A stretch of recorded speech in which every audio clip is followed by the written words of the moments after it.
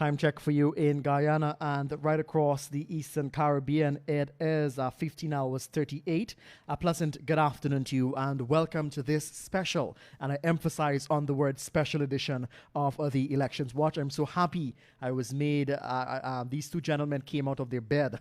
I'm just joking, not know what they were doing, but thank you so much, gentlemen, for taking time off of your busy schedule. I know Sunday's a time to relax, but no rest for the willing. Without further delay, Dr. Mahadeo, senior journalist Leonard Gildarie, and I can finally say a pleasant good afternoon to you. Yes, good afternoon to one and all across this beautiful land of ours. It's Sunday, August the 2nd, 2020, and it is going to be a historic day. Not too long ago, earlier today, there was a declaration by GCOM chair for Irfaan to be the next president of Guyana. And this would have come after much drama at the Guyana Elections Commission, and we're going to bring you blow by blow. We were preparing this evening to have room 592 here, right here on Kaicho Radio with Dr. Mahadeo and myself. However, the circumstances have overtaken that, and we have to bring to you right now the somebody, there's a feedback here, sorry. Yes. Our apologies.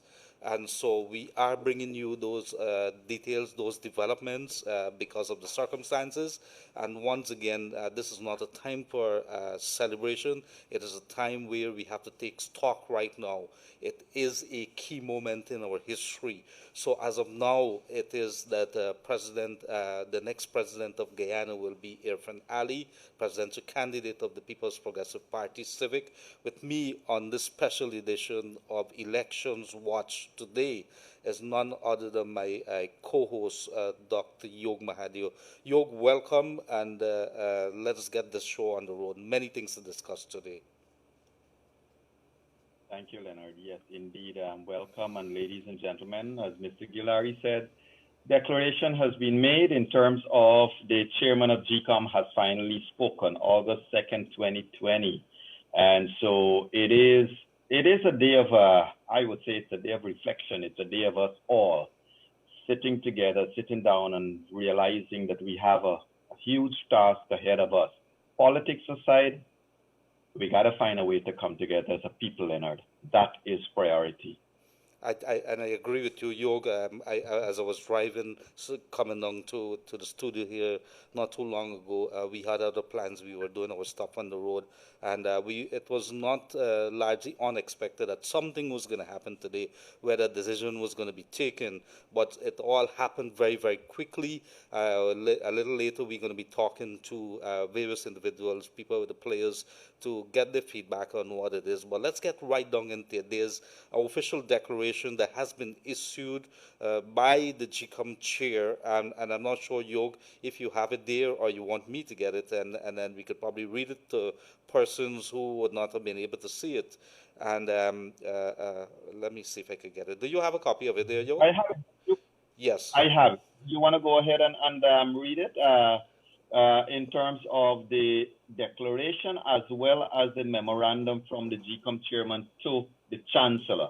Okay, I leave the declaration to you. I could probably, I don't have that. You go ahead, Yog, and take it and let us understand. So let us, before Yog gets into it, this morning there was a meeting of GCOM and there was a proposal, and this was with the 6 commissioners and the chairperson, Justice Retired Claudette Singh, and there was a proposal to the table by the coalition commissioners, 3 of them, Charles Cobbin, Vincent Alexander, and Desmond Trotman, for maybe a meeting of the political leaders on the way forward. The meeting, according to them, was on the way forward. They told reporters this.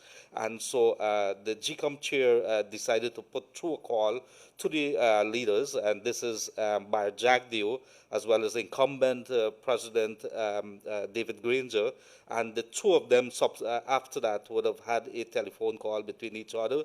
Mahadeo made it very clear to the incumbent president that, look, as the opposition leader, I'm willing to have talks, but not right now. There must be a declaration right now, and then after that, we're going to have political talks on the way forward. The president also says, yes, I'm not inclined. GCOM is the party that is supposed to take charge right now, and therefore let's move the show on the road. He says, however, he's unhappy with the figures, but these are going to form the basis of a petition, an elections petition in the court. So in essence, the statement that came out is basically a concession. Hours after that, GCOM 3 commissioners would have come out and says they're not too very happy. However, in the meantime, there's this declarations that has been made by GCOM chair after Keith Lowenfield, as the chief elections officer, would have presented his figures, but his statement in itself is saying it does not reflect the will. However, you've asked for figures, these are what the figures are. So on the basis of that, the GCOM chair went ahead and she made the declarations. Over to you, Mahadeo. Thank you, Leonard. And yes, the chairman would have issued a statement saying that the results of the presidential elections 2020, declaration of election of president of the Cooperative Republic of Guyana, in which she iterated certain points. For example, whereas it is provided by Article 89 of the Constitution that there shall be a president of the Cooperative Republic of Guyana who shall be head of state, and so on. There are 6 paragraphs, and it says, and then she closes by saying, now therefore, in accordance with the provisions of Article 1772 of the Constitution, I do hereby declare that Mohamed Irfaan Ali, the presidential candidate designated in the list of the People's Progressive Party Civic, has been elected president of the Cooperative Republic of Guyana, dated the 2nd day of August 2020, Georgetown, Guyana. So that is as clear as it could ever be, Leonard. Yes. So what happens now, Yog? For those persons who are not familiar, what does this step trigger? Well, this step triggers more or less what is a ceremonial swearing in. Now, a declaration has been made in accordance with the Constitution. There is nothing. Irfaan Ali is now the president. Mm-hmm. He is now the president. He does not become president because of the swearing in. He has been declared the president. As far as I'm concerned, he is the president according to this declaration here made by the chairman. What now happens is a swearing in, which is ceremonial. And I think Article 10 of the Constitution also reflects a bit in terms of on the taking of an oath. Relating to the taking of an oath by the president. So he has to swear to uphold the Constitution of Guyana and stuff like that. But whether he takes that oath or not is another matter which we can discuss. But as of this declaration, Mohamed Irfaan Ali is the president of Guyana. Do we have a confirmation? Somebody is saying here that at 4:30 today is when they are going to do the swearing in. Pretty quickly. I'm waiting to see whether I have anything like that. Do you have anything like that? They're saying that they're no confirmation as yet. Like you, I've gotten word, but no confirmation as yet. And of course, until we get that confirmation, we cannot make it. But you know, Leonard, one would recall also when David Granger was sworn in. You know, the president is already declared president. If the president wants to have a ceremonial swearing in, there should not be a rush. The fact that the declaration has already happened. And so I would presume that they would want to ensure they take time, because remember, we also got to look at COVID-19. We also got to look at a number of critical things here, Leonard. The security detail, transportation, all of the things that would be necessary to make a swearing in even happen. Also, the persons who would be undertaking to advise, to get everything done, the little housekeeping matters that has to happen would have started to happen the moment this declaration would have been issued. And so one could say that, yes, the chancellor could call him and the two of them could have a private swearing in, like would have happened in the past in Guyana's history. But I would want to think that that would not happen here, because the election has been fairly won by the PPPC, Leonard.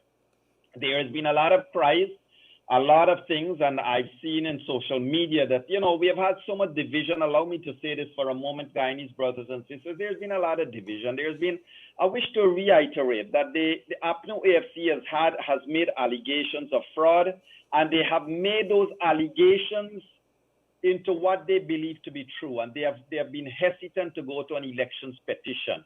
However, Leonard, as of this morning, David Granger's own release that would have been coming out from his office would have intimated to an intent to file an election petition with regards to all the anomalies or so that they would have found. In fact, the final paragraph, if you want me to read it, the final paragraph of David Granger's release says the following, quote, President Granger said that notwithstanding the declaration, the APNU plus AFC coalition maintains that the anomalies and irregularities which have been uncovered during the recount process cannot be accepted and will form the grounds for an elections petition.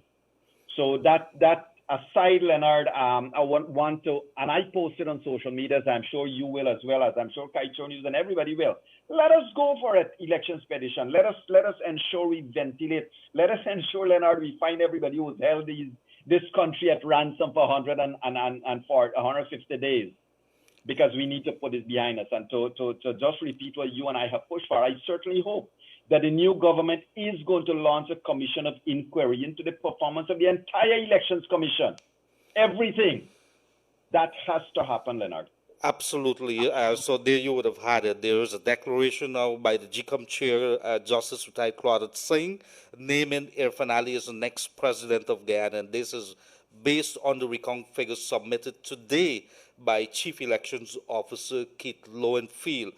In that declaration by Keith Lowenfield that he was submitted, those figures there, he has made it clear that he is not too happy, that it does not really, and I could read to you what it is. At the end of the day, all that is water under the bridge, because there has been a declaration, and I'm trying to raise it up here, what Keith Lowenfield would have said here. Just bear with me. Preparation, and this is, he is addressed it since July the 31st. He had these figures prepared, or according to the date, that's the date of the figures that he prepared. Justice retired Claudette Singh, Justice of Appeal, retired Chairperson, Guyana Elections Commission. Dear Madam Chair, preparations and submission of elections report in accordance with Article 177 2B. One second. You know what happens when you're not too familiar with okay, good. Got that out of the way. Yes.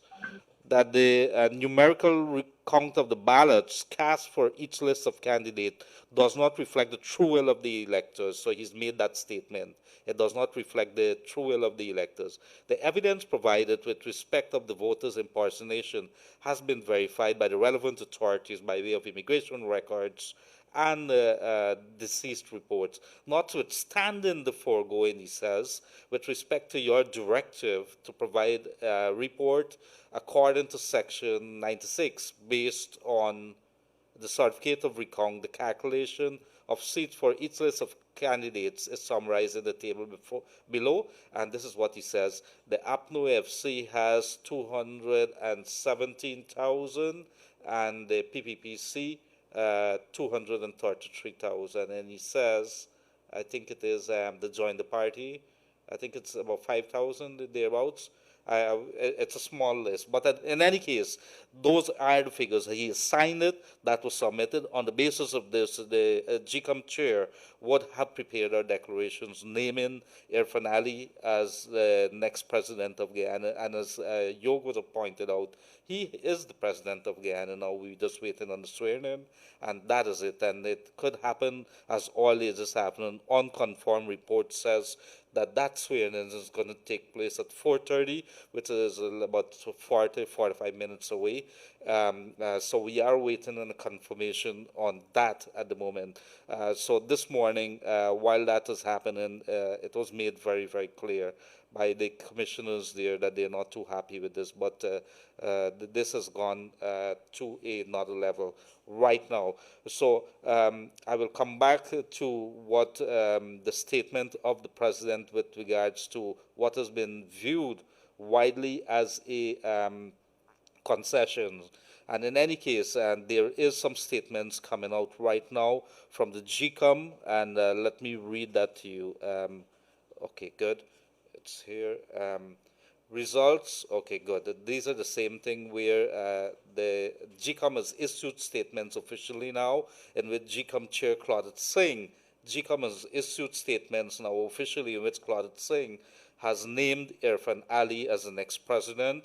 Let me see what is the next statement. They sent two statements here. Yog, I'm going to send this to you in a very short while. So there is official communications from GCOM now that Irfaan Ali has been named. And then there's a statement. Let me read to you what the statement is coming from GCOM. It's a press release. GCOM, August the 2nd, 2020. GCOM declares Mohamed Irfaan Ali president, August the 2nd, 2020. Following the unanimous decision of the Court of Appeal on 30th of July 2020, the chairperson of the Guyana Elections Commission, Justice Claudette Singh, wrote to the Chief Election Officer, Kate Lowenfield, requesting that he present his report using the results of the recount of the ballots cast in the March 2nd, 2020 general and regional elections. The CEO complied with the chairperson's request and submitted the report as requested. Subsequently, a meeting of the commission was convened on August the 2nd, that's today, to deliberate on the report and to discuss the way forward, inverted commas, single inverted commas. It was during that meeting that the commissioners representing the APNO FC coalition recommended that the GCOM chairperson, Justice Retired Claudette Singh, should consult with the leaders of the AFC and PPPC. There's APNO FC and the PPPC to initiate talks between the two in an effort to resolve the ongoing elections dispute. Justice Singh agreed and spoke to Mr. David Granger and Mr. Mahadeo. However, Mr. Jagdeo opted not to engage in any talks with Mr. Granger prior to a declaration by the Guyana Elections Commission. He is committed to talks on a governance model after the declaration. Consequent to the foregoing, the meeting was adjourned and reconvened at 2 p.m. to deliberate on the CEO's report. After careful examination of the report, Justice Claudette Singh declared Mohamed Irfaan Ali as President of the Cooperative Republic of Guyana. A copy of the declaration is attached for reference. And there you, if you were with us on Facebook or on YouTube, you would see the declarations there by the Guyana Elections Commission there. And so it is very clear where we stand now. So it is official. It is not something that is leaked or that we would have gotten it by way of anyhow. It is official from GCOM right now that Mohamed Irfaan Ali has been declared the next president of Guyana, and it did not indicate when a swearing-in was going to be held, but we are awaiting a confirmation. We heard that it's 4:30, so let's see what happens. Our sources are saying that to us, and we are waiting that confirmation. You back with us, Yog? You there? Yes, I'm here. So that is it. When you have an official confirmation like this from the Guyana Elections Commission, how do you read that, or where does that? Is this official now? That is official as it could get, Leonard. Remember, you and I, we had some discussions on, I think, Room 592 on the same Elections Watch a couple of weeks ago, when we asked, well, how will a declaration be made? Is it a public statement? What it is? So what we do know is that GCOM has done both. GCOM has issued a public statement, and GCOM has officially released a copy of its memoir that is being sent to that was sent to the Chancellor, advising her of the official position. So what the Chancellor will be doing as we speak, and that 4:30 seems to be more and more as if it is sacrosanct, is that the Chancellor will enable the swearing in of the President. Leonard, if I may, ladies and gentlemen, a lot of persons, not a lot, a handful of persons see this as two things. One is that they see it as a point of celebration. Ladies and gentlemen, the fact that PPP has won and will be celebrating, or APNU has lost and is going into opposition, after 150 days, Guyana has lost.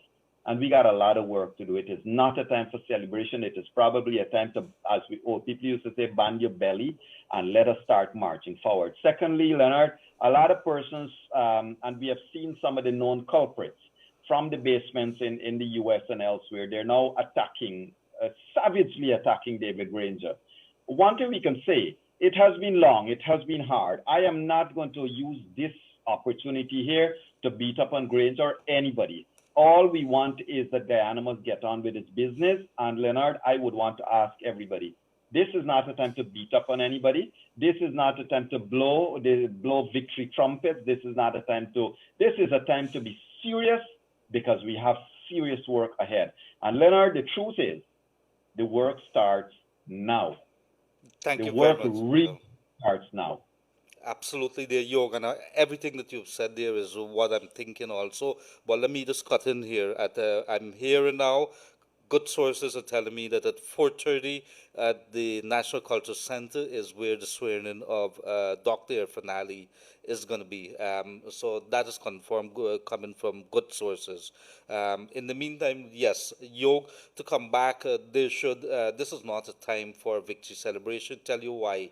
We have half of Guyana who believe that, and maybe it should not be now, but let's put the cards on the table, because everything has to be on the table in our discussion as we go forward as a country. And we have to insist that this country goes very quickly, that there's no time.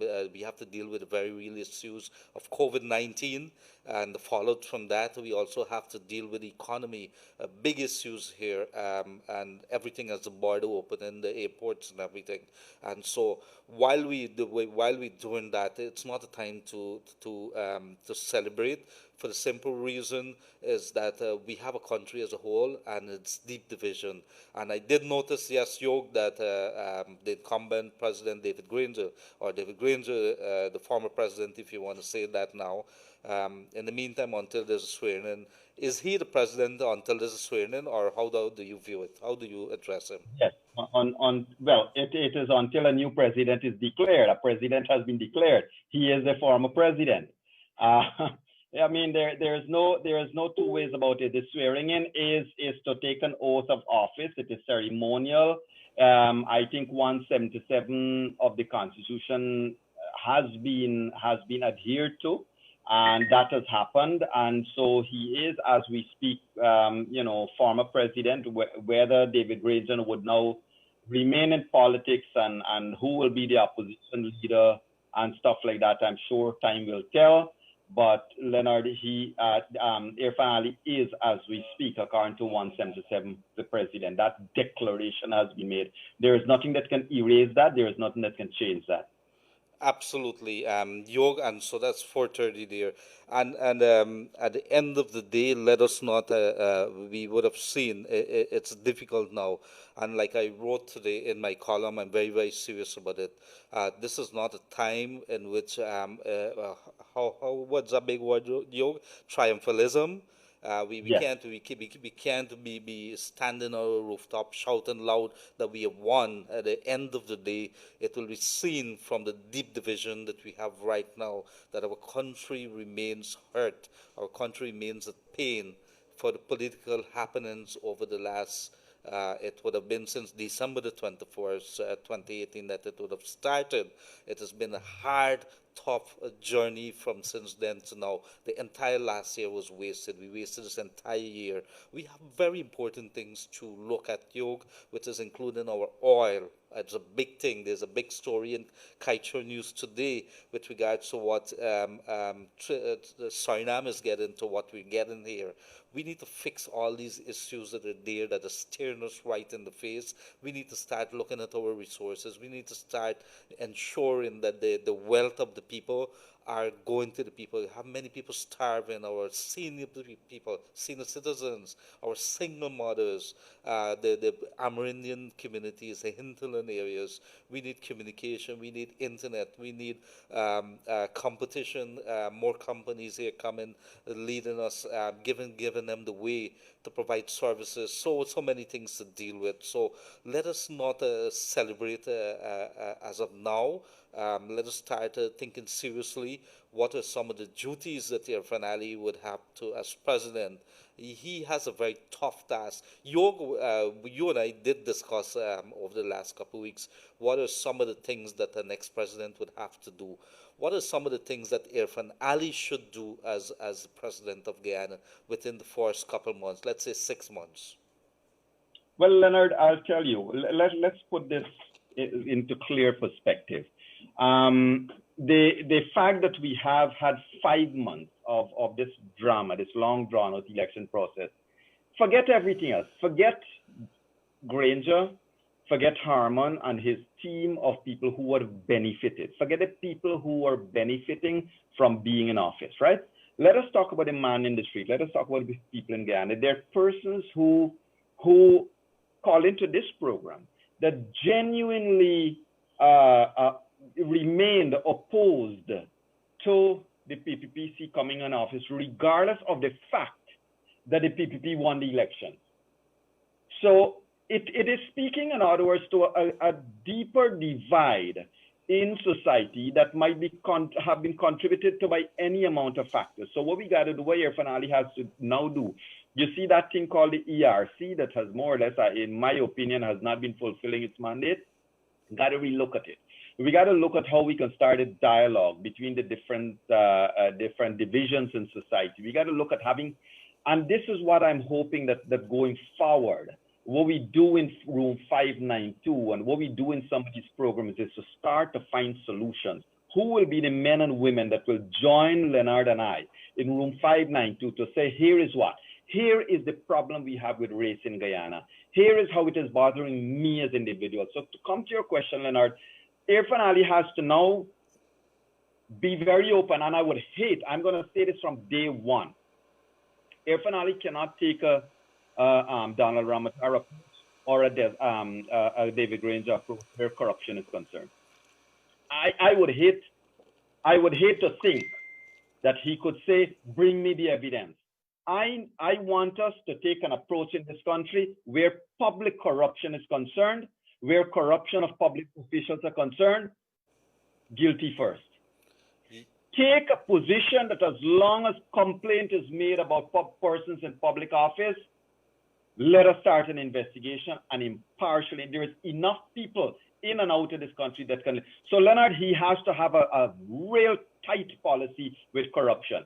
If he does these two things in terms of looking at healing the divide in the country and having a firm, tough no against corruption, we can move, and we can move rapidly. Because the people who can have faith that the government is going to work for them and on behalf of them, people are going to rally behind such a leader. Leonard, don't forget, 5 years is not a long time, and we are heading back to the polls in Guyana. So obviously, number 3 would be the Elections Commission. What can we do to ensure that in the future this does not happen? Madam Chairman of Elections Commission has to now sit and say where her officers went wrong. We got to fire the whole set, the whole crew that has been holding up this thing, Leonard. We have to have independent persons. We have to have persons that can comply. And so those are 3 things. Number 4, of course, is COVID-19. Yes. COVID-19 and physical help for people across the country. What has CDC done with the millions of dollars that they got? And number 5, of course, is to start to have a kickstart of the economy.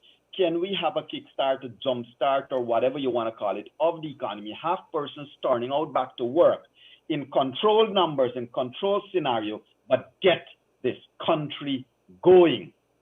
And Leonard, I want to add this.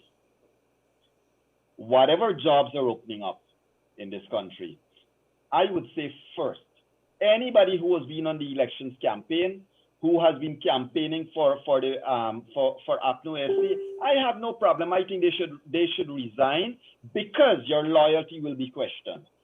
But You have persons recently appointed in the last 3 months, a new general manager for Chronicle. In the last 3 months, you had somebody appointed in a security position on public security, and he has been on the airways every day. All of these people gotta know. Don't hold the taxpayers' money at ransom and demand extra money for you to leave your job. You have been a political animal, and you should go where politics call you, a political creature. I don't mean that in a derogatory way.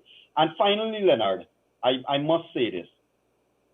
Any public job that comes up, any job, I would want this country to set up a commission or a group of independent minds that see if Leonard is appointed to a particular public paying job, that he is best suited. Not because he's Indian or African or Chinese or something, he must get a job because of party loyalists.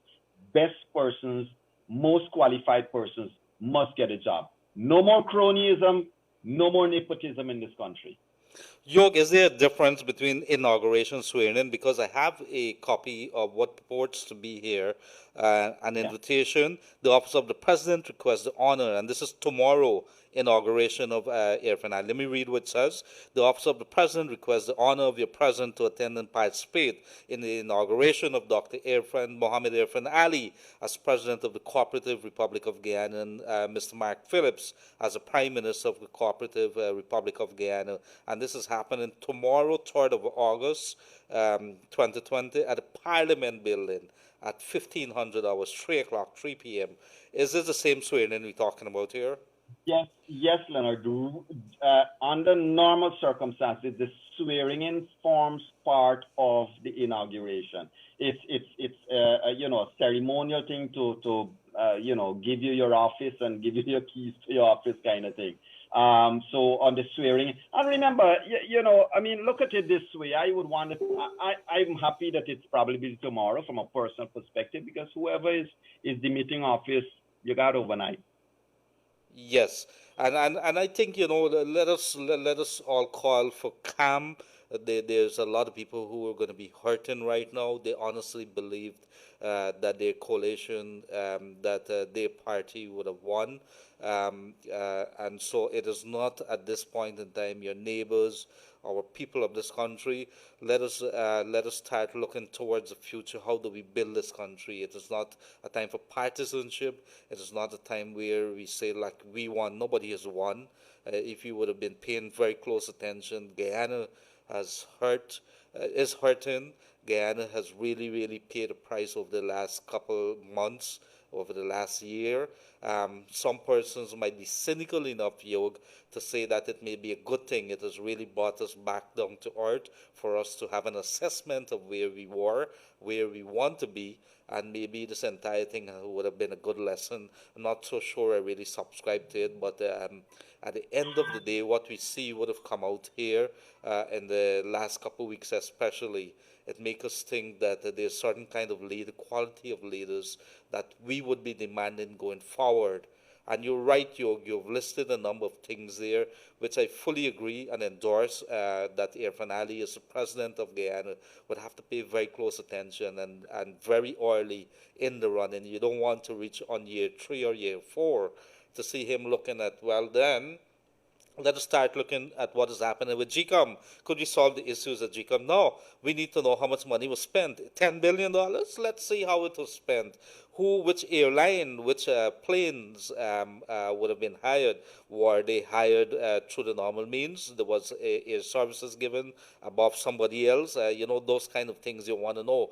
Was any other companies given contracts? So we want to know how $10 billion was spent. We also want to know if there's partisanship going on in what is supposed to be a professional kind of working environment that is supposed to have no kind of party affiliation from the people within GCOM. What you have seen there is very, very clear, very unacceptable, down to the commissioners who are supposed to represent the people and not parties. So there's a whole lot of things that got to happen there. The people got to demand that maybe more stakeholders from civil society, from the private sector, are now forming part of the Guyana Elections Commission. This cannot repeat, York. This is unbelievable what has transpired here. So it is not a time to party. It's not a time to be blowing your horn down the road. We won, we won. Not call your neighbors and say that. Go ahead, York. Well, Leonard, there are a couple of things that we got to be very mindful of. I mean, as we speak, I'm looking at one of the former ministers live on air and being very bombastic, and I believe the language is very, very poor. But, you know, Guyana will have to hold its breath a little bit, because there are a couple of things. You rightly pointed out that those corrupt acts, all of the things, Leonard, this particular minister, for example, that is on air presently, all of the things that a minister does, here is what will happen over the next couple of days or weeks or months. As soon as Yog or Leonard or somebody speaks out against any one of these former ministers, you're going to be deemed to be that you're being racist. If the PPP speaks out against any one of the former ministers, it will become a matter of victimization. The truth is, I believe we need to hold the politicians' feet to the fire, and the former ministers who have been ripping this country apart over the last 150 days, as you rightly point out, all kinds of suspicious contracts, all kinds of things happening, Leonard, they must be investigated by an independent party, not by politicians. And so these things need to happen. I would like to see the State Asset Recovery Agency. I would like to see SOCU. I would like to see that, where is the other agency with the narcotics, that agency. I would like to see these agencies, you know, really in the hands of professionals who can do their job without political directorate.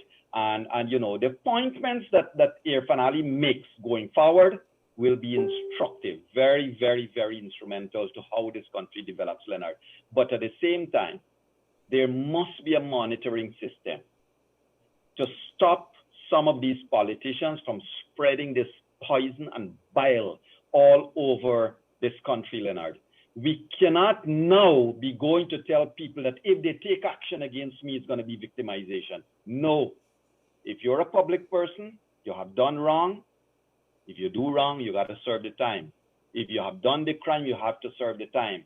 Not because you're a former minister and you did something that is so horrible, that because you're a former minister and because you're Indo-Guyanese or because you're Afro-Guyanese or because you're Amerindian, you must be forgiven, because then that's when race becomes a real dangerous weapon. Leonard, so the next couple of days will be very, very keen. And yes, Kanu, for example, Leonard, Kanu, thank you, my brother. Kanu is the one that we have to really look at, because this country cannot descend to the days when drug running is going to. We got oil, we got massive wealth await us, Leonard. We don't need to have people do the things that we don't like, or things that can take this country down a shady path.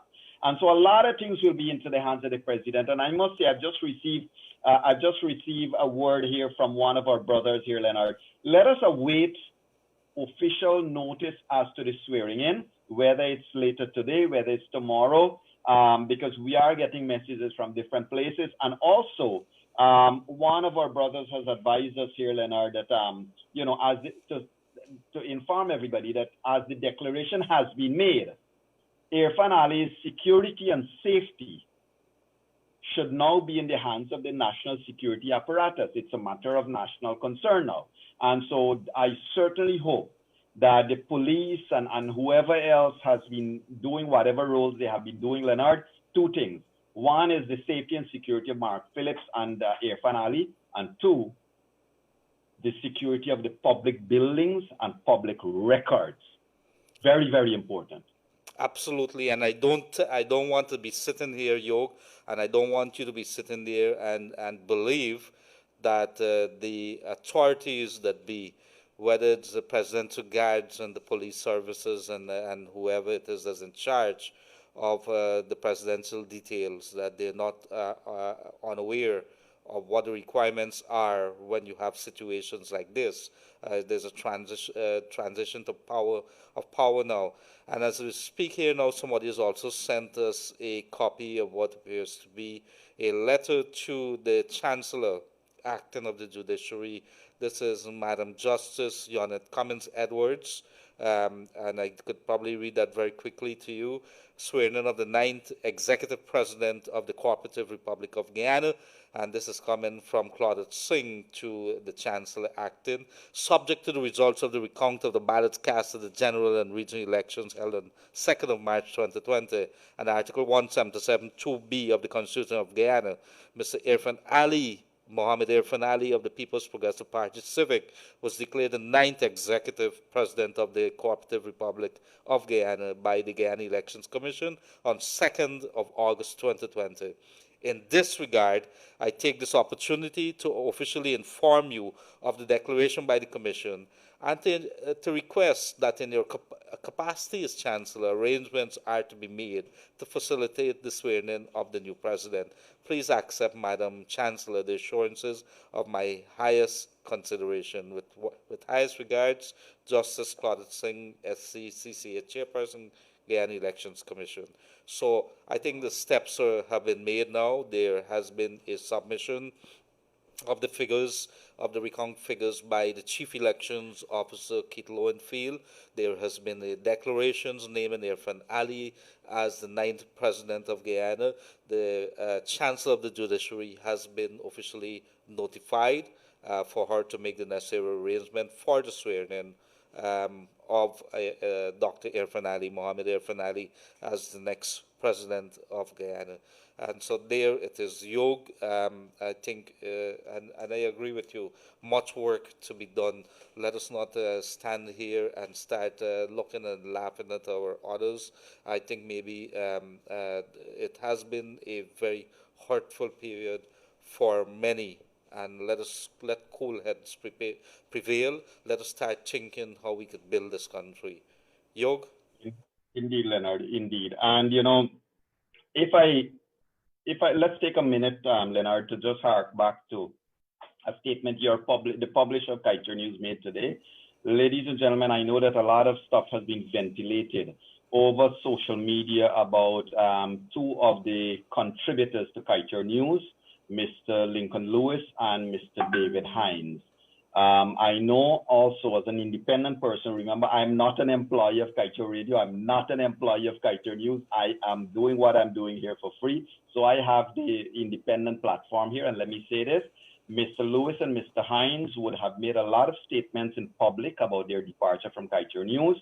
I would encourage everyone, read Commission inform the Chancellor. Read what the Kaiser News publisher has said today. Yes, Jorgen, we also get in. Let me just hear you, Kevin. Josh, what do we? 1 second, please. We have some break-in developments. That they are swearing him in as we speak. Yog, they are preparing at where they're doing that. There is going to be, I think there's going to be a swearing in right within minutes if it's not happening right now. There's also a statement that is coming out. In the meantime, while we're trying to get that, Yog, there is a statement that is coming out from the president also, which put the declaration in inverted commas. So let's see what happened there. But I don't think that we. Okay, I'm not sure where they have it there. This looks like the Cultural Center? Yeah. The Cultural Center is where they're going to have a swearing-in for 4:30 for Dr. Yog. Not as yet. My apologies. I did that deliberately. Joshua told me to do that, and so there I recover.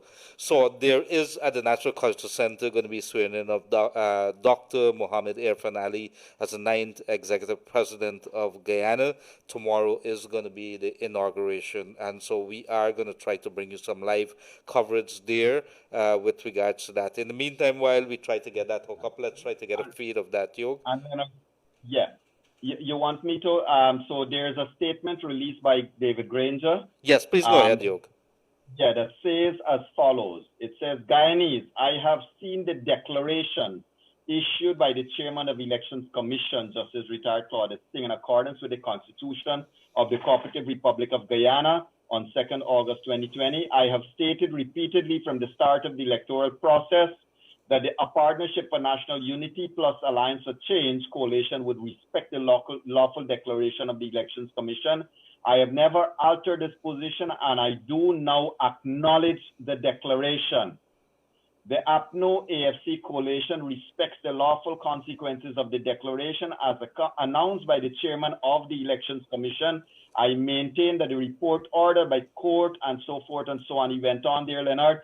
But to repeat, I do now acknowledge the declaration. So David Granger has more or less conceded. Yes, and I think, you know what, when all is said and done, this is something that we would have been calling for, would have been asking for the president to do the correct thing, because it's inevitable. There's a recount which is basically said that the count that would have done after March the 2nd, it basically says the same thing. So therefore, what would have been many twists and turns leading back and forth to the court, almost more than a dozen court cases, would have basically said the same thing. The court ratified, the court endorsed the recount, and therefore what you see in this statement by the president, the outgoing president, David Granger, is something that we must say that this is something that is good. It bodes well on the way forward, that if we are recognizing that the courts have the ultimate authority. I must say that I like this, Yog. I like this. These are the kind of decisions, these are the kind of statements, these are the kind of stands that we like from our leaders, that, you know, we might not have to agree with what Yog Mahadeo is saying, we might not have to agree with what Gildarie is saying, but there are means at our disposal in which we could basically object to it. And he's saying, yes, we are going to go to court and we're going to challenge it, which is what all the courts have been saying in any case. So yes, Yog, I like what David Granger is saying. Yeah. Which is what we have been saying from day one. Sorry, Leonard. So he did say that the APNO plus AFC coalition will challenge the declared results lawfully, peacefully, and purposefully.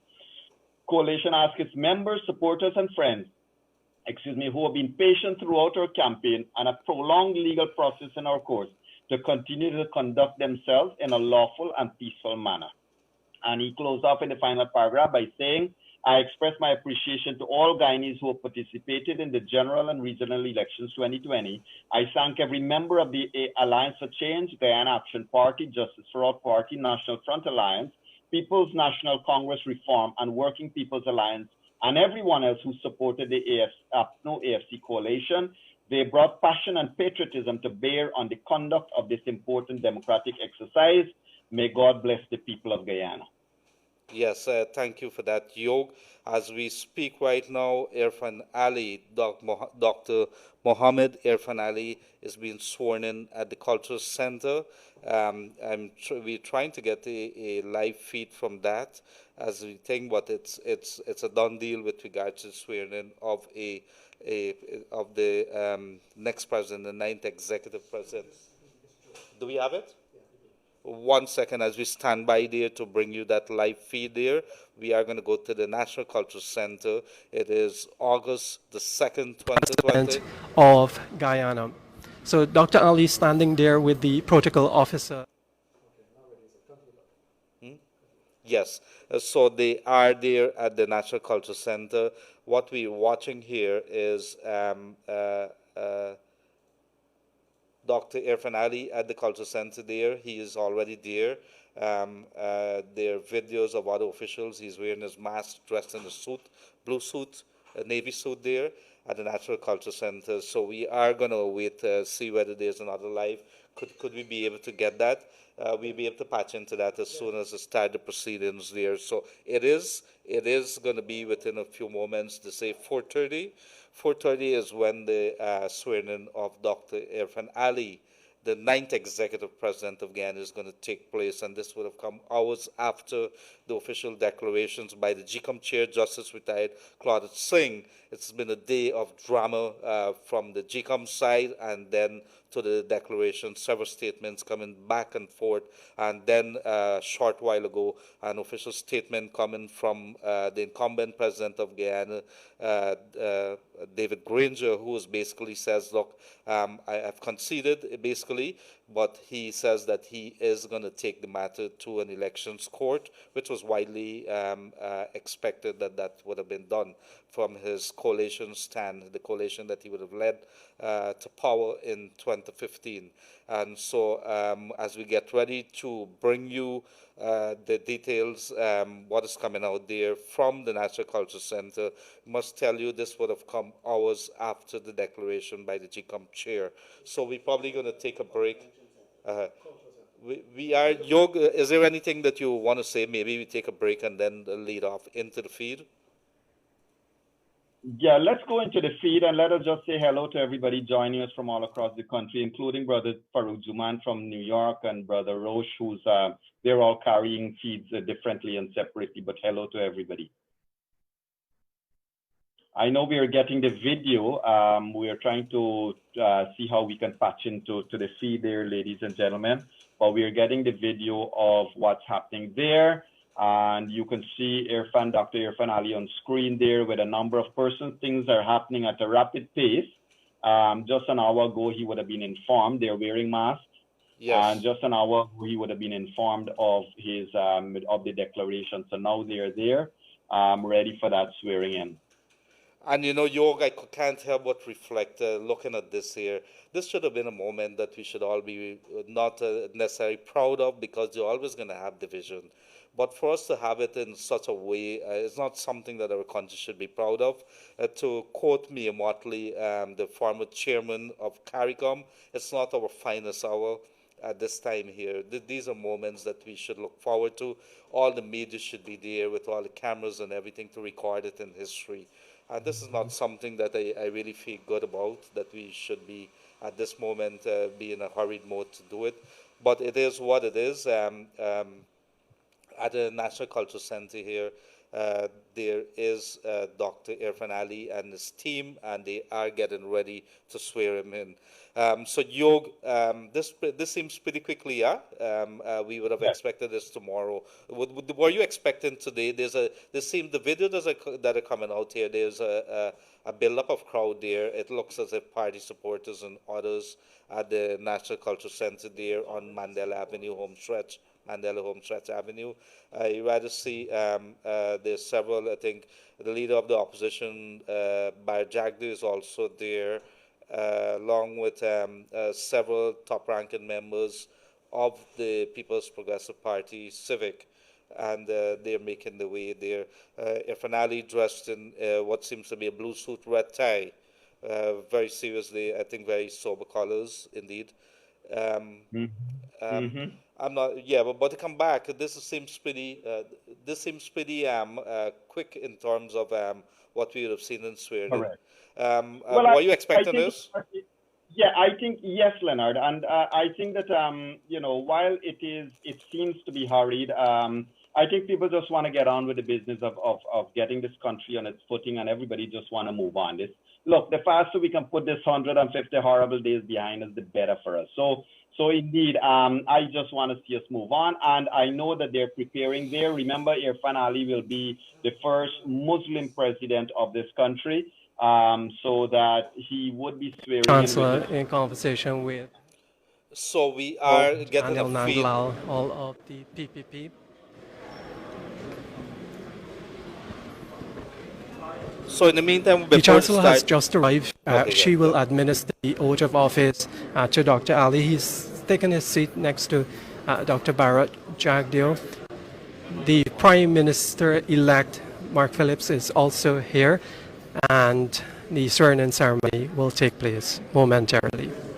So we are live for the swearing-in of Dr. Irfaan Ali as President of Ghana. Dr. Ali, 40 years old, from Lanura on the west coast of Demerara, spent some time of his life on the island of Leguan. He is quite popular there. We could just imagine the reactions from that end.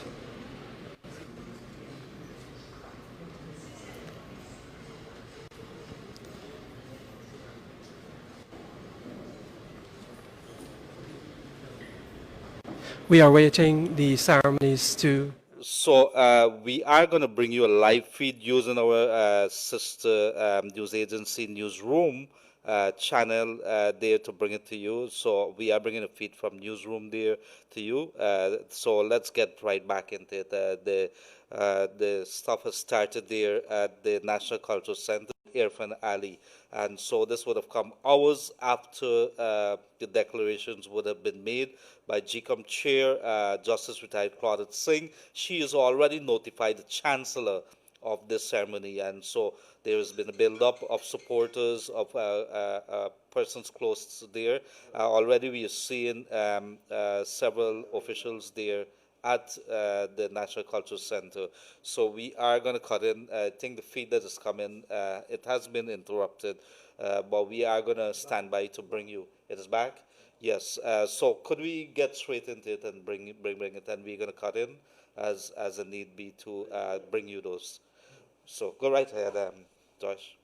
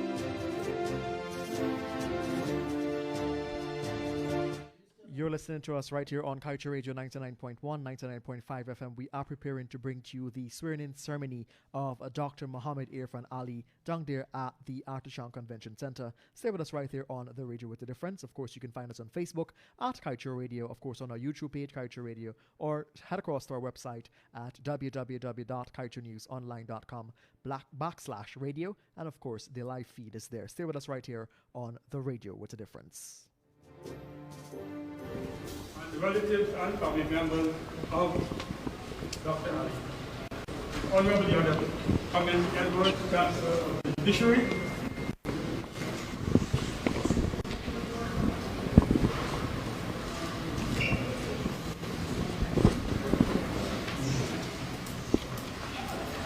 Dr. Barrett Jagdeo, General Secretary of the People's Progressive Party.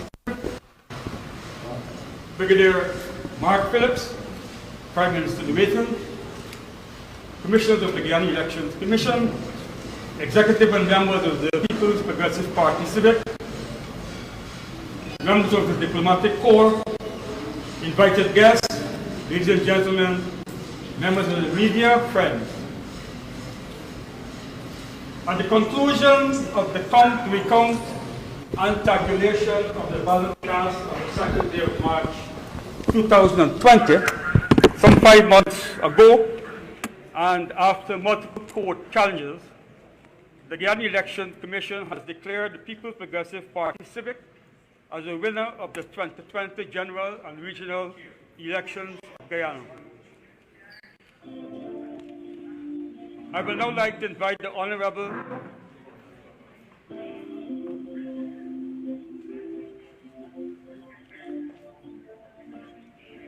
As a consequence of this victory at the polls, the People's Progressive Party Civic presidential candidate will now take the oath of office as the President of the Cooperative Republic of Guyana.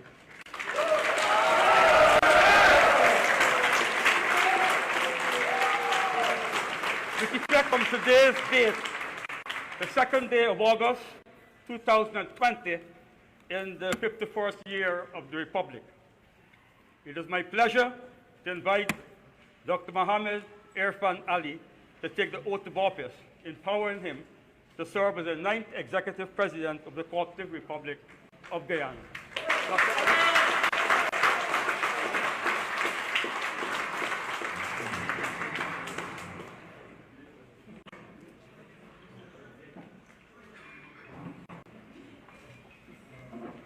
I, Mohamed Irfaan Ali, do hereby solemnly declare that I will bear true faith and allegiance to the people of Guyana.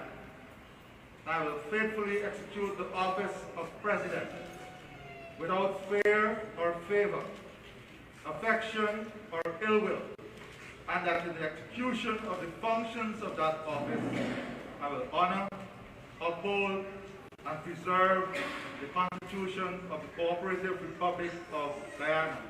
I do so swear. So help me God.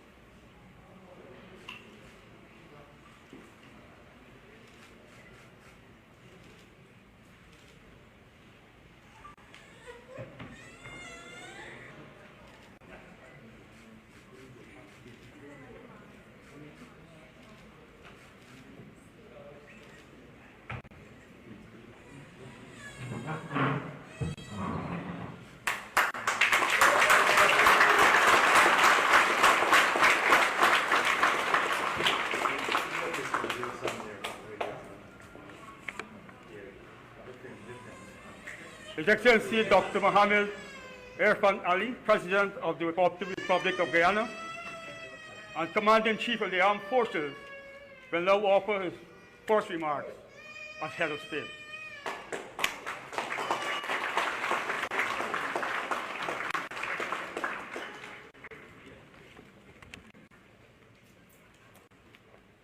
Thank you very much.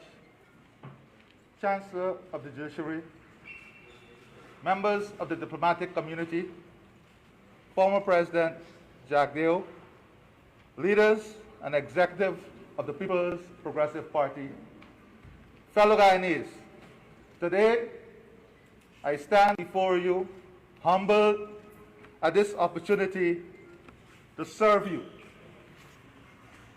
I just took the oath of office. I want to assure you that I will uphold that oath, that I would work every day in the best interests of the people of Guyana.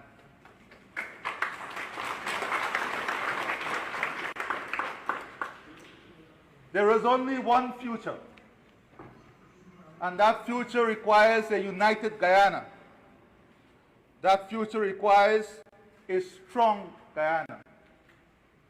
That future requires every Guyanese to play a part in building our country and ensuring we leave a better Guyana for the next generation.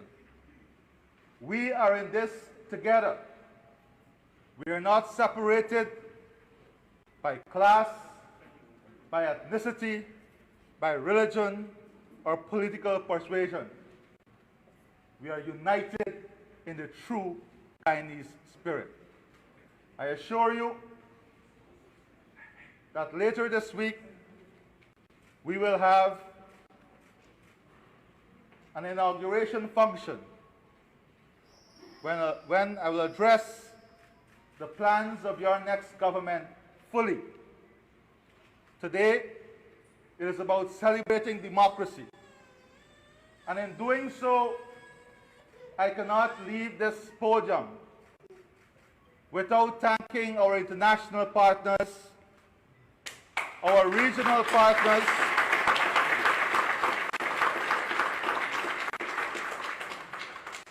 all the other political parties and members of the Guyanese community who committed themselves and cemented their work in service to the country and in protection of our democracy.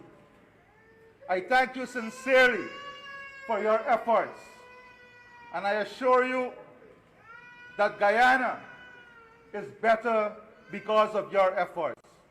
Guyanese will have a brighter future because of your efforts. And I ask you to put your hands together for all those who played such an integral role.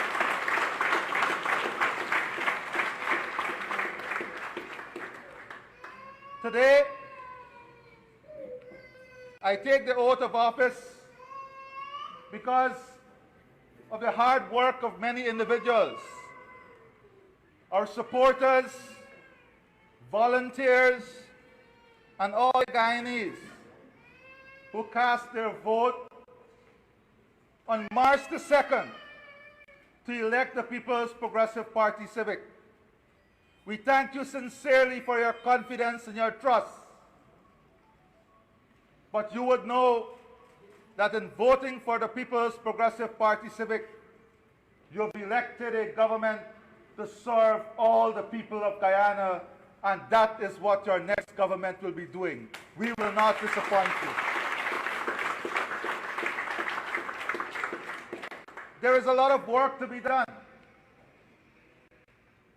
And this work will start instantaneously. Today, I intend to make a few appointments as we transition into the new government. It is important that this process is smooth.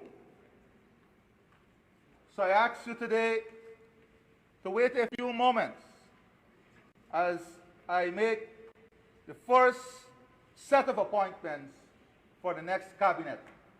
I assure you, we are stronger together for a better Guyana. God bless you.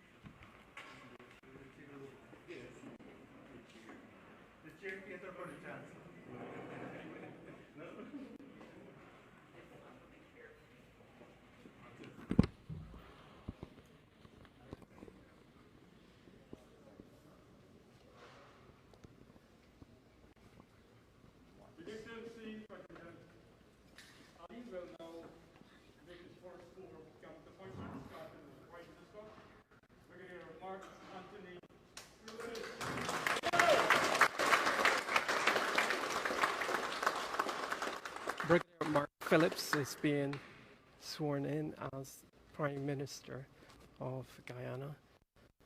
Brigadier Phillips said, I, Mark Anthony Phillips, hereby solemnly declare that I will bear true faith and allegiance to the people of Guyana, that I will faithfully execute the office of Prime Minister without fear or favor, affection or ill will, and that in the execution of the functions of that office, I will honor, uphold, and preserve the Constitution of the Cooperative Republic of Guyana. And I do so swear. So help me God.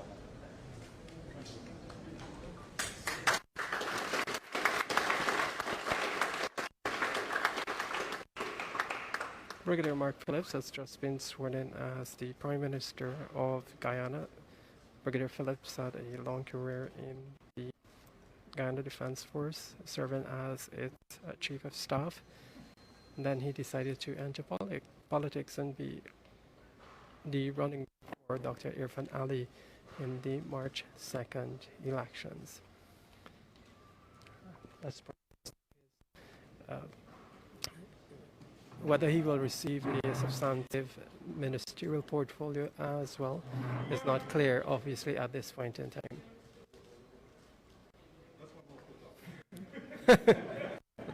Mark Phillips taking off his mask for a proper photo on his appointment as Prime Minister of Guyana. There are 3 other appointments that will now take place. 3 further appointments. Dr. Barra Jagdeo,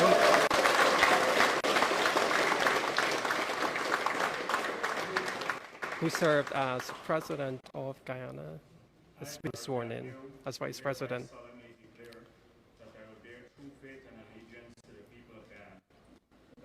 Faithfully execute the office of Vice President without fear or favor, affection or ill will, and that in the execution of the functions of that office, I will honor, uphold, and preserve the Constitution of the Cooperative Republic of Guyana, and I do so swear.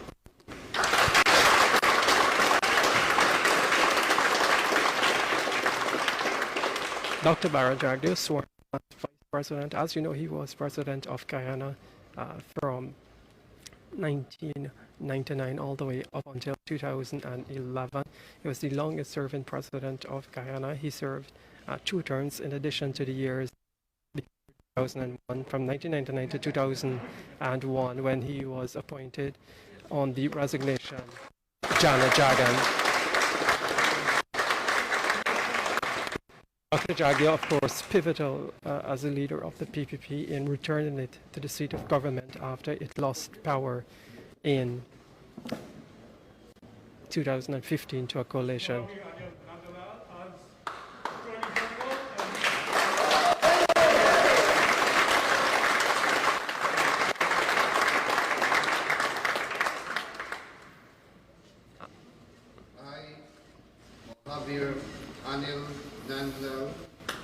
Do hereby solemnly declare that I bear true faith and allegiance to the people of Guyana, that I will faithfully execute the office of Attorney General and Minister of Legal Affairs without fear or favor, affection or ill will, and that in the execution of the functions of that office, I will honor, uphold, and preserve the Constitution of the Cooperative Republic of Guyana, and I do so swear, so help me God.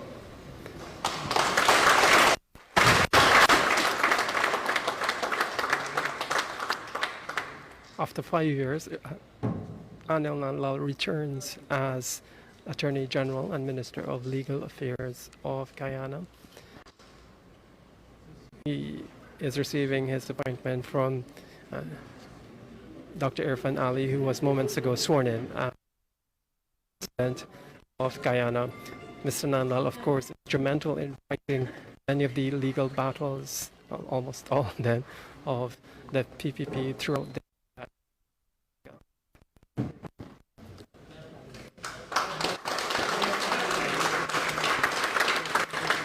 Mr. Nandlal did the, well,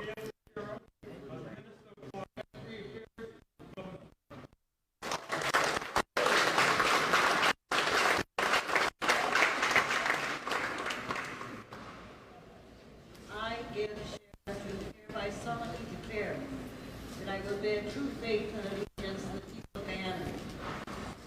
I faithfully execute the office of Minister of Parliamentary Affairs and Governance without fear or favor, affection or ill will, and that in the execution of the functions of that office, I will honor, uphold, and preserve the Constitution of the Cooperative Republic of Guyana, and I do so swear.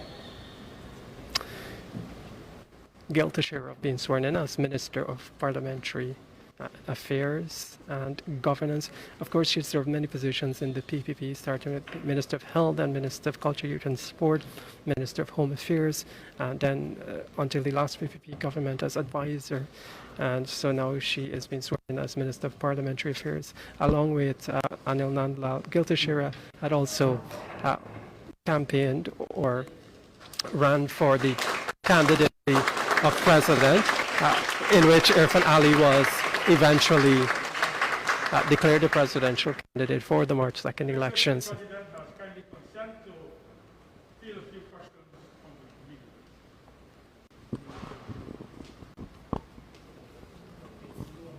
the media. Dr. Ali Hassan that he will take a few questions from us. I'm sure you'll have many other occasions if you're not here at this moment, but I assure you that you will have a government that will be accessible and one that would be more than willing to share with you information as we work on building our Guyana free, fair, and in the interest of every Guyanese. Thank you. Dr. Ali, I did have a question actually. I just wanted to know if you had spoken with Mr. Granger and up to this point in time, and how soon is your full cabinet expected to be in place? Thank you very much. I did not have the opportunity to speak with former President Granger. However, we made it very clear to the protocol officers, and we asked that an invitation be extended to him to be present at this function. And I'm sure that would have been done. Thank you. How soon will your cabinet be in place? As I said, this is a transition team, and very early in this week, you will see the full cabinet in place, and we will, as I said, be moving towards an inauguration function where I will detail in a more comprehensive way the path and the way forward. Mr. President, also know you're expected to retweet your best of the security services and so on. Well, I think that is an immediate task. I will have to be briefed on the current situation, so that would almost be an immediate task. Mr. President, what can the people expect from you immediately moving forward on your government's management of the oil and gas sector? What the people can look forward is a people-centered, accountable government that will be working in the interests of every Guyanese, that will be looking at every single sector, ensuring every sector is managed in a transparent manner, in an accountable manner, in a manner in which we have our best human capabilities there, managing the sector, our best human resources, and the resources from those sectors are used in a way and in the best interests of our country and people. Do you have any public comments to make with respect to the protection of government and state assets at this point? Well, I think we have already made it very clear, and we had called upon accounting officers to ensure that government assets, documents, that they are protected, and to ensure that they are intact. And I'm sure this would have been taken seriously by the accounting officers. We even raised it with the Commissioner of Police when we met, and he would have given us some assurance that the police would take this as part of their plan. Final question. Could you say who's heading your transition team with the opposition? Well, the concept of a team is a collective effort. So we have a transition team that will be working with the former government in the transition. Headed by who? There's a team put together, and of course the team is going to be led by Vice President Jagdeo. Thank you.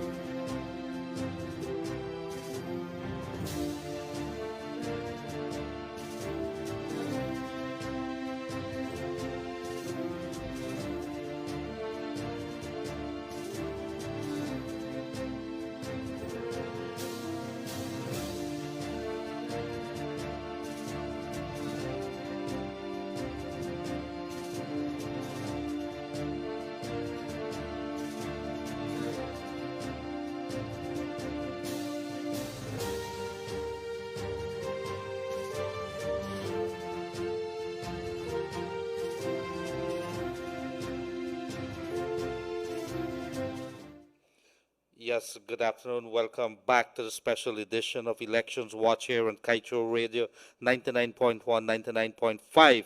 You could also get us on Kaicho Radio Facebook, on YouTube, Kaicho Radio live stream. As we await Dr. Mahadeo, I must tell you a few moments back, it was that Dr. Mohamed Irfaan Ali was sworn in as the ninth executive president of Guyana, and he has named by Jack Dew, former president of Guyana, as vice president. Fourth order of business. Second order was the naming of Anilan Lal as Attorney General, Gail Teixeira as parliamentary head of the parliamentary affairs. And so there was one other appointment, and that was, of course, as prime minister, was, of course, Mark Phillips, former army chief. And so he is saying that, pardon?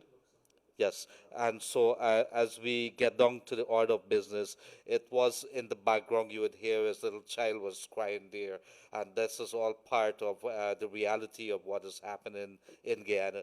A few hours back, you would have heard the declaration there that was issued by the GCOM chair. Lots of drama starting at 10 o'clock with when a scheduled meeting would have gone on, and a proposal by coalition commissioners, three of them, Desmond Trotman, Vincent Alexander, and Charles Corbin, for maybe a meeting of the leaders, talks to start between the leaders. The two leaders would have telephoned each other. This is by Jagdew, as well as incumbent President David Granger. And by Jagdew made it very clear at that point in time, we will have talks, but after declaration would have been made. It was the same posture that was taken by the incumbent President David Granger, who says that he's still unhappy with the figures of the election results, the recount, and he intends to take it to the court. Later on, he has conceded two different statements. One statement stating that he has seen the declaration, but in any event, he was invited to the event this afternoon, the swearing-in that would have happened at 4:30 at the National Cultural Center, hours after declaration by the GCOM chair. And several appointments were made as Irfaan Ali, as the next president of Guyana, made it clear he is hitting the ground running, and he's already named a couple of officials, including by Jagdew, as the vice president. Yog, I want to get straight into it here. What are your thoughts? Program later on. What would have happened here? We expect. Leonard, I would want to cogitate on it a little bit. I would want to probably gather the thoughts of a number of persons in civil society, and I know you and I are, ladies and gentlemen, if I may, Leonard, we are putting together room 592 tonight. We had initially hoped to get Mr. Anil Nandlal, but now that he is AG, I don't know whether he would be disposed to come make an off-the-cuff remark. But we are going to get Sir Ron Saunders. We are looking at getting Mr. Peter Wickham and a number of other persons to come and give us their reaction to the swearing in and the appointments that would have been made today, Leonard. So we certainly are looking for a good discussion tonight in room 592, as we would want to ask these gentlemen what they would see as priority for our government. We are going to be joined by a number of persons tonight and tomorrow night as we continue this discussion. Leonard, you are right. We would want to look at reactions as to the names appointed. At this stage, I would want to probably keep my personal reaction to the names that were being called until I'm able to study some more of what are our procedures and rules and laws and stuff like that. I would want to keep my opinion to myself, maybe until tonight. I do have some concerns, but I need to check up on them before I express them. However, that being said, Leonard, I think the past is behind us. And ladies and gentlemen, the past is now behind us. We have to put it in the past where it belongs. We have to now look at a number of things. Leonard, as you and I said before, this matter of the race divide and all those persons who made racial allegations one way or another, we need to hold them responsible. We need to have open discussions of how not to let 150 days elections happen ever again in this country. But more than that, you and I would have to devise Kaiser News and all the independent media would have to now look at how we can hold the politicians' feet to the fire. And Leonard, finally, I think what I'm looking eagerly ahead for is the day that I can stop calling the Guyana rag the Guyana rag. Absolutely, the yoke, and it is. But one thing I could not help but looking at something that would have happened there with the swearing in. I would have had a preference of this being done under the glare of all the television cameras and all the media there witnessing something like this. For us to have been able, and I could understand the reasons why it's being done this way here. There is a declaration, so there's nothing stopping the swearing in. But we are people that like ceremonies and things like that, and so it is not something that I was too very happy about because I don't even think there was an invitation officially issued. It just happened pretty quickly, and the media just rushed down and they got to stop running. We must thank Newsroom for giving us a live feed, for being able to use their feed here on Kaicho Radio. I'll also tell you there was a number of statements made by President Irfaan Ali. One of them is that Bar Jagdeo will be leading or heading the transition team because, as you know, you have to hand over a couple of things, various ministries and portfolios, and of course things like that. And they would have to be briefed on what is state of play, state of affairs within those agencies, ministries, and so on. And so there you would have Dr. Bar Jagdeo, a former president of Guyana, and he has headed that team. Of course, Anandal, not totally unexpected, would have gone back to the position he once held prior to 2015, and that is the Attorney General, Minister of Legal Affairs there. So he's gone right back to that, and Vice President Bar Jagdeo, Gail Teixeira, somebody who would have been around years in the parliamentary affairs scene, is back there, and so that is what you would have been hearing. You would have heard a baby crying from Ali's son there, I think it is. And these are things that we would have had a preference to have had all under the glare of the cameras. But Yog, you're right. This even in room 592, lots of surprise, a number of surprises shown up there.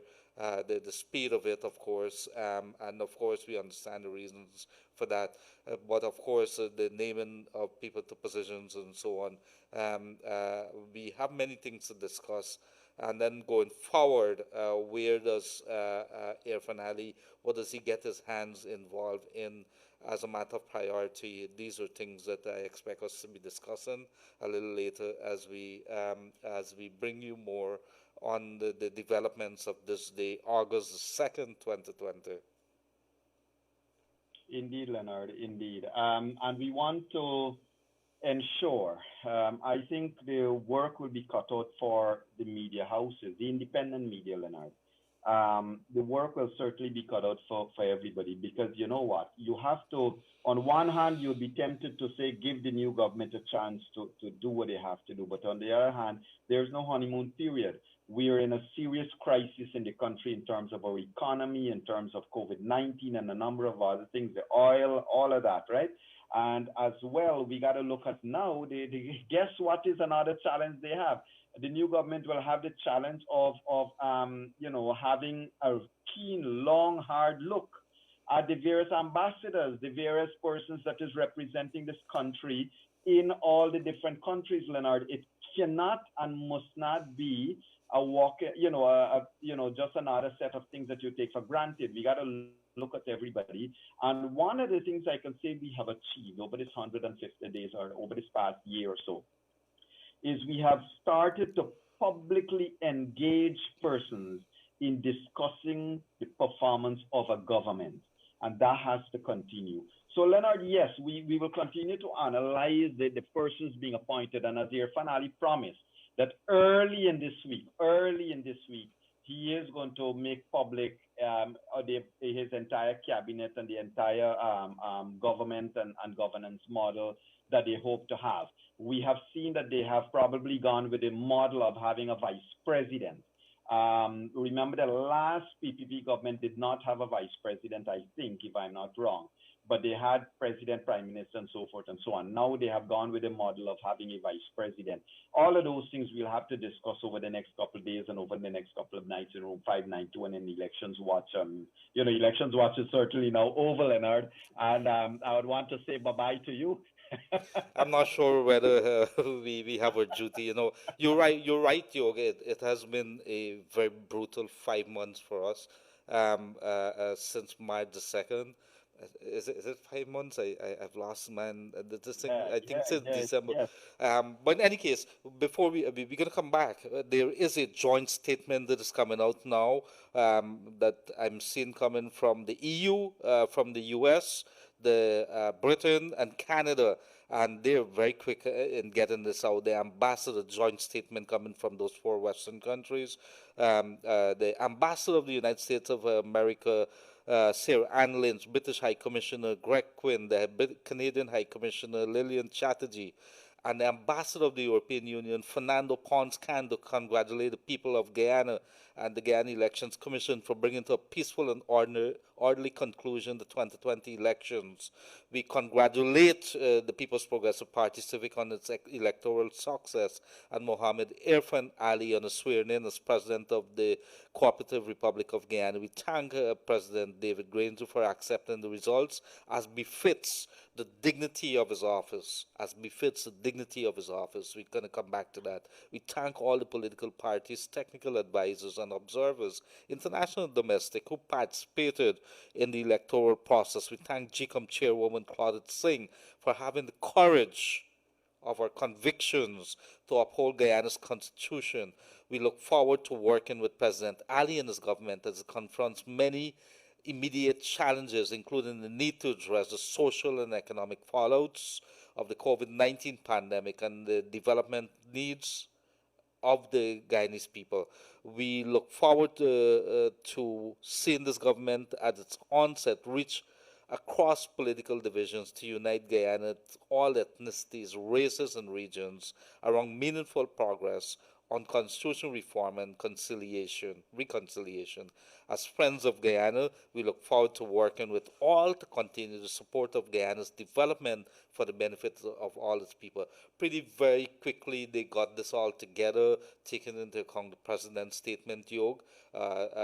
This is David Granger, outgoing president or former president David Granger.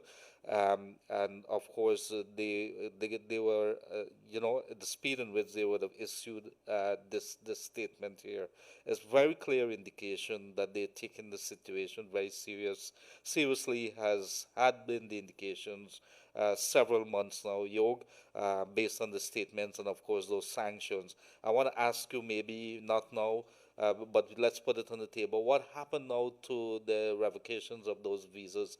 Has it been put on the back burner? Would they get back their thing? Would they have to apply? What happens there?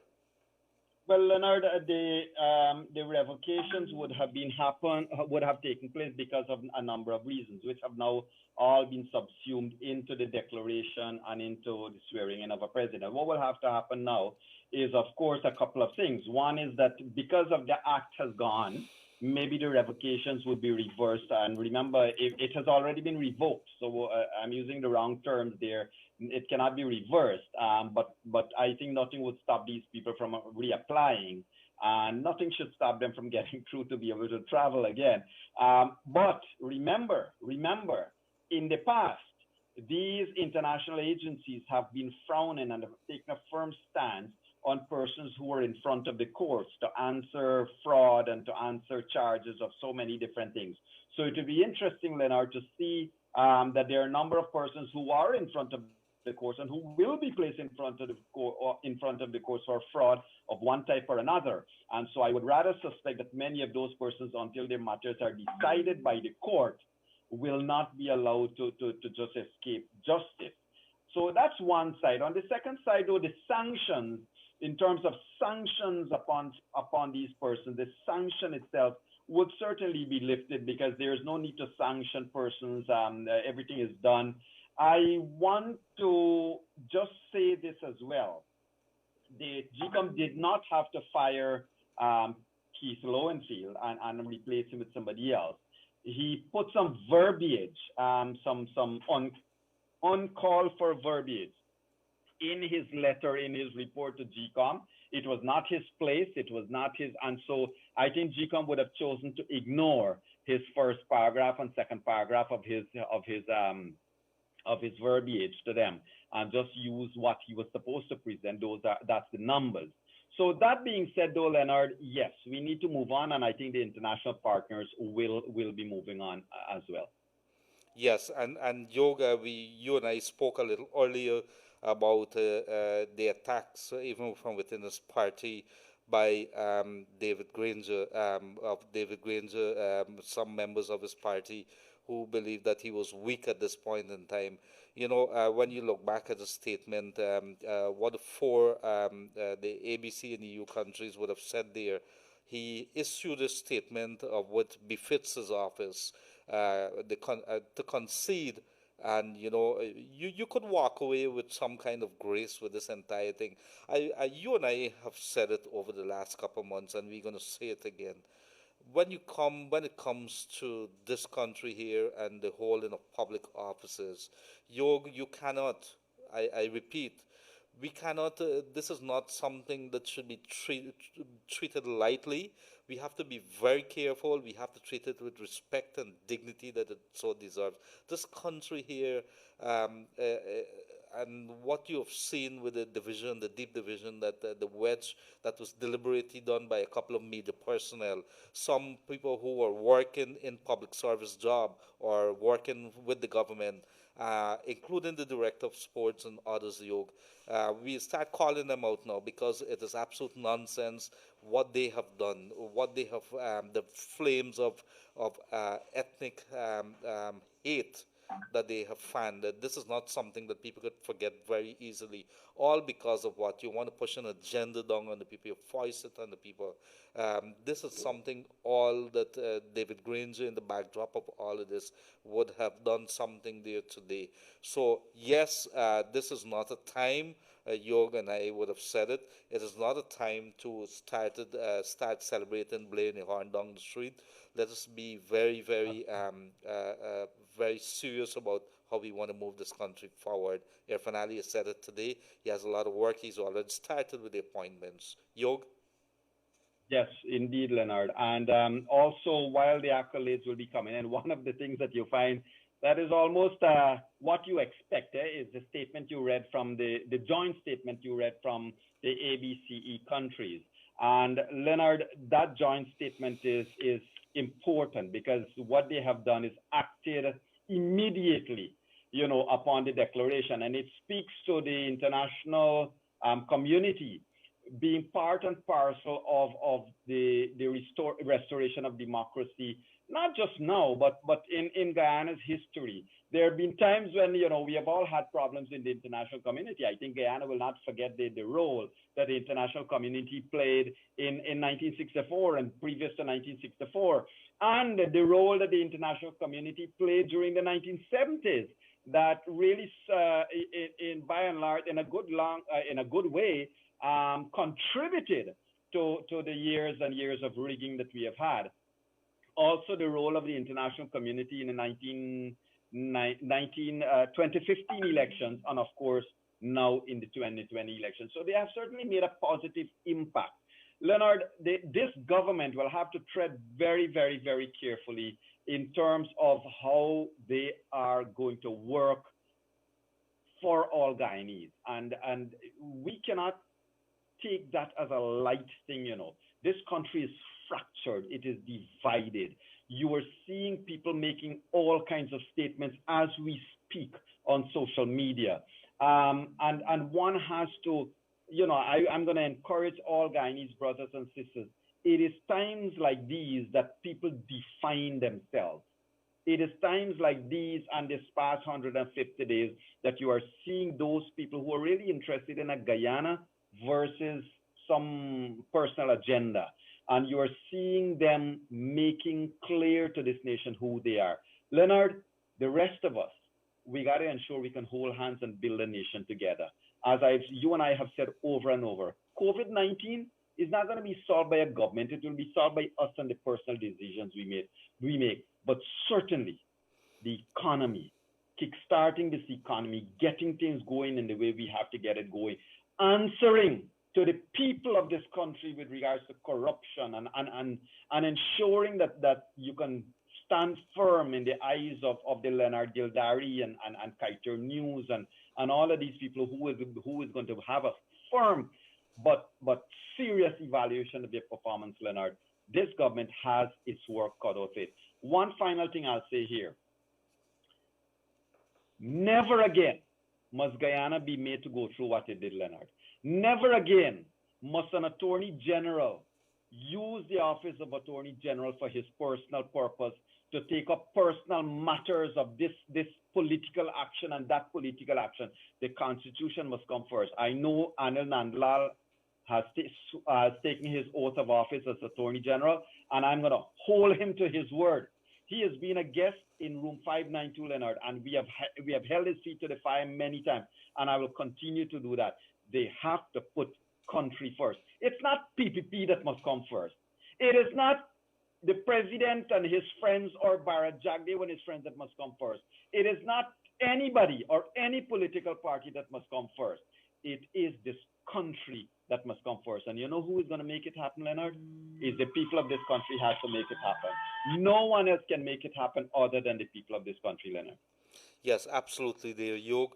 And so there's a couple of things I will say too, and I think this would be reflective of the publisher of Kiteshore News as well as the owner of Kiteshore Radio, sister companies, with regards to the stance of the radio and the news.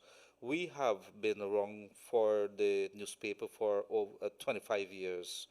And we have paid the prices. We have lost lives. We have stood the courses. This is not anything to do with any political backings or so. And I could tell you, leading up to 2015, I will repeat it. We did stand up and we did do our job because the people of Guyana expected us to do that. Glenn Lyle is unwavering when it comes to ensuring that the people of Guyana and the natural resources, that it is protected, that we try as much as possible to ensure that there's accountability, there's transparency, and that our people benefit. And that's why he has a campaign to ensure that our oil proceeds, our resources benefit all Guyana. When it comes to reporting the news, like York says, we are going to continue. There is not going to be any kind of honeymoon period for this government because this is not ordinary times. We are in COVID-19 as we speak right now. There's another death. Condolences to the family. Somebody along these banks in the 30s, somebody's died. And that the figures keep rising. Yesterday alone, I think it's almost 17 new cases. So that is not going away anytime soon. This government got a lot of work to do. Irfaan Ali has hit the road running.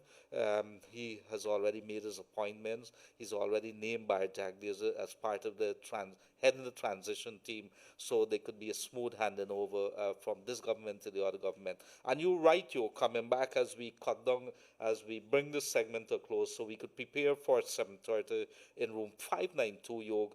We got to make it very, very clear to the people of Guyana that we will continue to ask the hard questions about our resources of this land, of the lands that we have here, about the way that our money was spent, about who paid for all these court cases, who authorized it, did it come out of our treasury while our people starved? These are questions that are going to be asked, but of course, in the meantime, it is not time for celebration. Yog, over to you as we make a close on this segment here, and we prepare for this evening in room 592.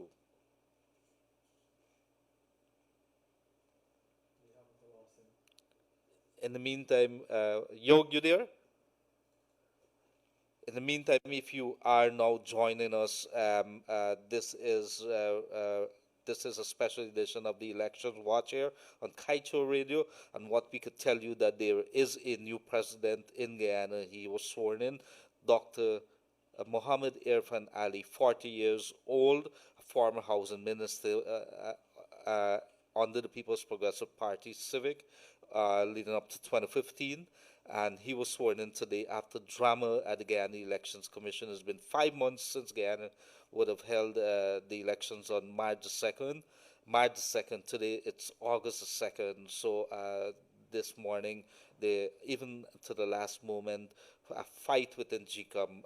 However, the GCOM chair, Justice retired Claudette Singh, did not step back. She had promised that she will do the right thing, act according to the laws.